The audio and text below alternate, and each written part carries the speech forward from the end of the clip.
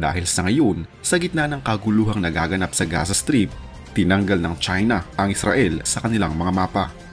Hindi na makikita ang bansang Israel sa mga pangunahing mapa ng China na ginagamit ng publiko. Matatandaan na mula sa mga nauna ko ng videong in-upload, ang China ay walang pinapanigang bansa sa pagitan ng Israel at ng Palestine. Pilit sinisisi ng China ang bansang Estados Unidos na siyang nagpapalala umano ng kaguluhan sa pagitan ng mga Hudyo at Muslim. Ang Chinese leader na si Xi Jinping sa kauna-unahang pagkakataon ay tumawag ng ceasefire o tigil putukan sa pagitan ng Hamas at Israel noong nakaraang linggo lamang. Inihayag niya ito sa kanyang naging meeting sa Beijing kasama ang Prime Minister ng bansang Egypt na si Mustafa Madbouli. Ayon sa kanya, ang mabisang solusyon umano sa nangyayaring kaguluhan ay ang pagkakaroon ng independent state ng Palestine.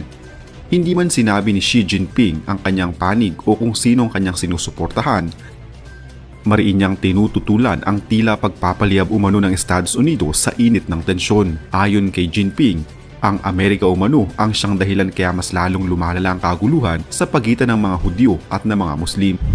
Kasunod nito, sa mas umiinit pang tensyon sa pagitan ng Hamas at Israel, ang bansang China ay nag-deploy ng 6 na warship o barkong pangdigma patungong West Asia.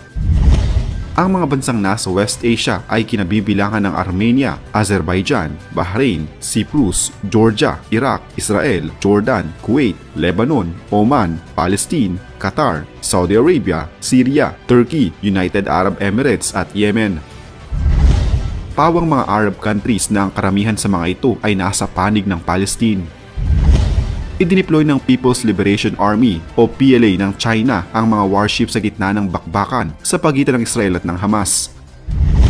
Ang 6 na barkong ito ay kinabibilangan ng Zibo, isang Type 052D guided missile destroyer na kaya nitong mag-launch ng guided missiles at may advanced na radar at electronic equipment, isang frigate Jingzhou at isang integrated supply ship na Qiandao.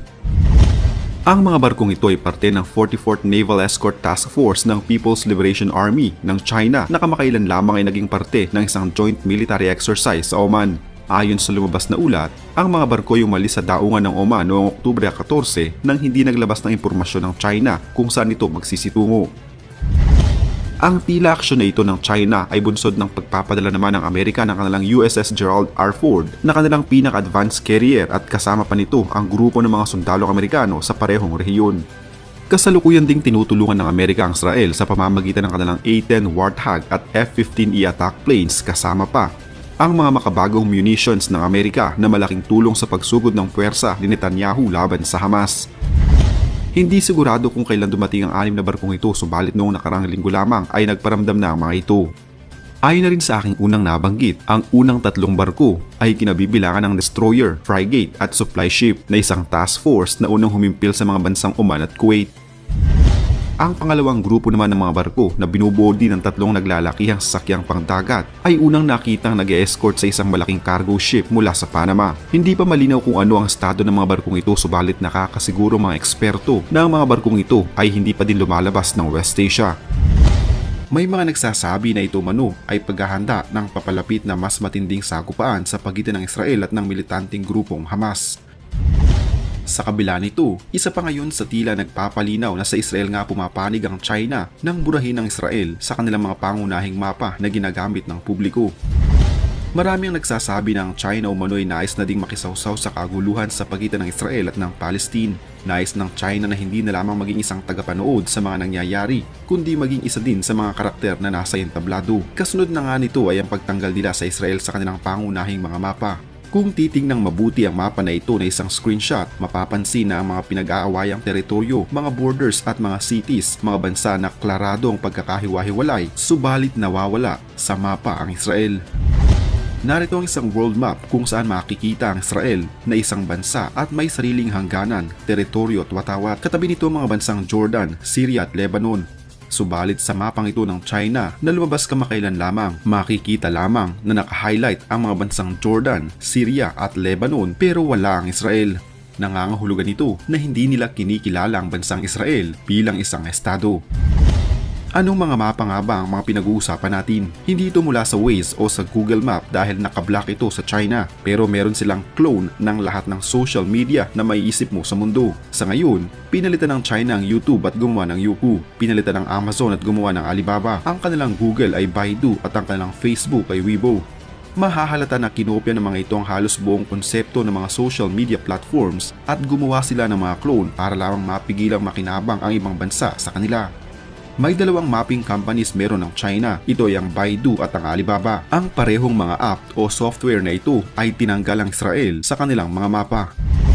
May mga nagsasabi na ito ay glitch o error sa kanilang mga software, pero may mga nagsasabi din na ito ay may kinalaman sa nangyayaring kaguluhan ngayon sa pagitan ng Israel at ng militanteng grupong Hamas sa Palestine. Balitang-balita sa ngayon ang tungkol sa pagkawala ng Israel sa mga mapa ng China, subalit ang mga gumawa ng naturang mga software at app ay hindi nagbibigay ng anumang pahayag at paglilinaw. Walang pagpapaliwanag na inilabas ang parehong software. Ayon pa sa ilan, mahirap umunong paniwalaan na ito ay isang error lamang dahil kilala ang China sa pagiging seryoso pagdating sa kanilang mga mapa. Kung matatandaan ang kanilang ipinagpipilitan at pinanghahawakang 9-dash line na map sa South China Sea na kung saan sakop nito ang halos 90% ng karagatan kabilang ang ilang mga teritoryo natin sa West Philippine Sea. Hindi basta-basta magkakamali ang China sa kanilang mga mapa dahil malaking issue ito para sa kanila. Ano nga kaya ang mensahe na nais ipabatid ng Beijing sa mapang ito? Tinanong ang Foreign Ministry ng China tungkol dito pero ang kanilang naging sagot ay hindi malinaw. Ayon pa sa kanila, ang China at Israel ay may maayos na diplomatic relation. Ayon pa sa Foreign Ministry sa kanilang naging pahayag, nasa mapa umano ang mga relevant countries pero wala sa mga bansang ito ang Israel. Nangangahulugan ba ito na hindi relevant ang Israel para sa kanila? Sa ngayon, ang anti-Semitism ay lumalaganap sa China at tila sinusuportahan ito ng Estado. Matatandaan na ang internet sa China ay mahigpit ng pinanghahawakan ng kanilang gobyerno.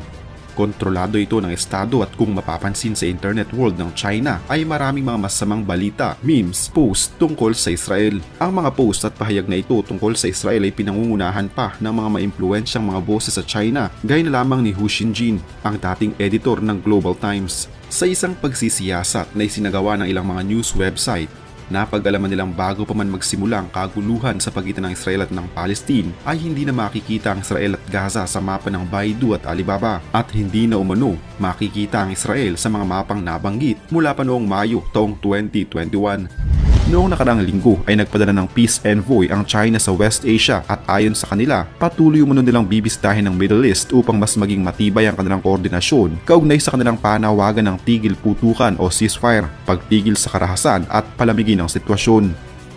Ayon pa sa peace envoy na ito, ang sitwasyon ngayon sa Gaza ay seryoso na kaya dapat na magkaroon na ng mga usapin tungkol sa kapayapaan at kasunduan. Tinawag din ng envoy na ito ang United Nations na makiisa sa kanilang nais na kapayapaan. Nais niyang magkaroon ng international conference upang tapusin na ang kaguluhan. Nais ng China na gawin ng United Nations ang kanilang papel na maging isang mediator at pakalmahin ang sitwasyon. Kung ikaw Paps ang tatanungin, ano nga kayang mensahe ang nais na ipaabot ng China tungkol sa mga mapang ito? May iba nga ba silang hangarin tungkol dito? Huwag kalimutang mag-iwan ng inyong matalinong opinyon sa comment section sa ibaba ng video ito. Salamat po! Sa ngayon ay wala pa ding malinaw na pahayag ang bawat panig kung kailan sila titigil sa kanilang mga ginagawa. Hindi pa pasok sa isang negosasyon ng bansang Israel sa Hamas militant group ng Palestine. Ito ang sinabi ni Israel Ambassador to the Philippines, Ian Flos.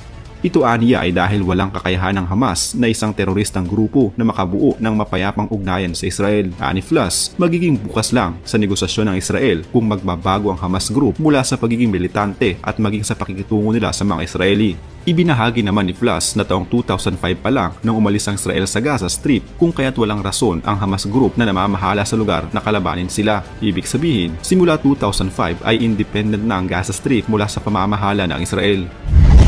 Tanging ginagawa na lang ng Israel sa Gaza Strip ay ang tumulong para umunlad ito sa pamamagitan ng pagsuplay ng tubig at kuryente dahil hindi sapat ang pinagkukunan nila. Nagbibigay rin ng job opportunities ang Israeli government para sa mga Palestinians kung saan malaya silang nakakalabas-pasok sa Israel